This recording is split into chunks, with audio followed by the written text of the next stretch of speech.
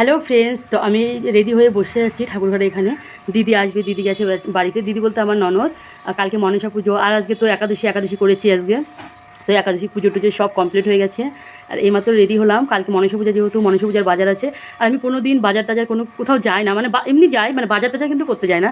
বছরে একদিন আমি যাই, সেটা হচ্ছে মনসা পূজার আগের দিন। আর কালকে মনসা পূজা, আজকে বাজারে যাব। আমি এই কারণেই যাই, মানে অনেক কিছু আমাদের নিতে হয়, ঠাকুর কিনতে হয়, তোমার পদ্ম ফুল টুল এটা ওটা অনেক কিছু কিনতে হয়, সেগুলো মাটির জিনিস। তো এই বাজারটা করতে আমার খুব ভালো লাগে। আর মাটির জিনিসগুলো দেখে আমি কিনতে পারি, ছেলে মানুষটা সেভাবে দেখে কিনতে পারে না। আর পদ্ম ফুল ওই ছেলে মানুষকে বললে হয়তো দুটো নিয়ে আসবে, একটা নিয়ে আসবে, দাম বেশি। ছেলেমেয়েরা তো এরকম হয়। আর আমি শখ করে, মানে আমার যেটা পছন্দ হয়, আমি ফুলের দিক থেকে আমার না, আমি 5টা 6টা আমার যেটা ভালো লাগে, আমার যদি ভালো লাগে যে পদ্ম ফুলগুলো ভালো আমাকে নিয়ে যেতে হবে পুজোর জন্য, আমি নিয়ে আসি। তো এই জন্য এই পূজার বাজারটা আমার করতে মানে বেশি ভালো লাগে। আর আজকে আমি বাজারে যাব, সব কিছু কী কী কিনলাম না কিনলাম, যেটা সম্ভব আমি তোমাদেরকে দেখানোর চেষ্টা করব। আর যেটা পারবো না, বাড়িতে এসে অবশ্যই তোমাদেরকে দেখাবো। তো এটুকুনি বলার ছিল।